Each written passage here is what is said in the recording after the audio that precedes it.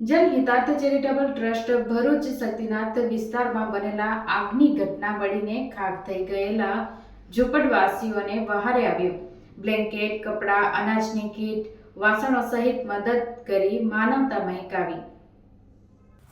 જનહિતાર્થ charitable trust Bharuch દ્વારા એક કદમ માનવતા કિઓળને ફરી એકવાર સાર્થક કરી બતાવ્યું છે અને જરૂરિયાતમંદ લોકોને મદદરૂપ થવા હંમેશા અગ્રેસર રહેતી સંસ્થા દ્વારા ગત તારીખ 22/2/2025ના રોજ શક્તિનાથ વિસ્તારમાં આવેલ સરકારી ક્વાર્ટર પાસેના ઝૂંપડાઓમાં અચાનક આગ ફાટી નીકળી હતી, જેમાં ઝૂંપડાઓ સાથે ઘરવખરીનો સામાન પણ બળીને ખાખ થઈ ગયો હતો.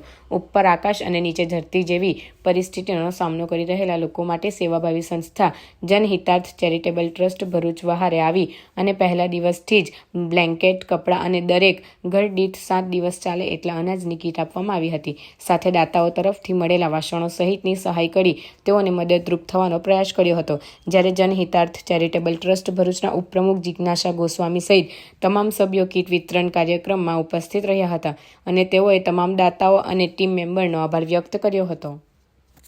નમસ્કાર, હું જિજ્ઞાસા ગોસ્વામી જનહિતાર્થ ચેરિટેબલ ટ્રસ્ટ તરફથી 22 તારીખે જે શક્તિનાથ એરિયામાં જે ઝૂંપડાઓ બળી ગયા હતા અને જે મોટી જાનહાનિ થતાં રોકાઈ ગઈ હતી, એ હિસાબથી જે રીતે અમને જાણકારી મળી હતી તો અમે અમારી સંસ્થાએ પૂરો પ્રયાસ કર્યો છે કે આ લોકોને પૂરી રીતે સહાય મળે અને એ દિવસથી અમે આ એરિયામાં કામ કર્યું છે, જેમાં અમે બ્લેન્કેટથી લઈને કપડાંથી લઈને આજે અમે 1000 કિલોની એક કીટ ઘર દીઠ આપી છે અને એમાં ઘણા બધા દાતાઓએ અમને સપોર્ટ કર્યો છે. એના માટે અમે ખૂબ ખૂબ આભાર છે. આગળ પણ અમે આ લોકોને કંઈ પણ મદદની જરૂર પડશે તો અમે એ કરવા માટે તત્પર્ય છે અને આજે જે કંઈ પણ અમે દાતાઓ તરફથી મળ્યું છે એ આજે અમે એમને દાન પેટે આપ્યું છે.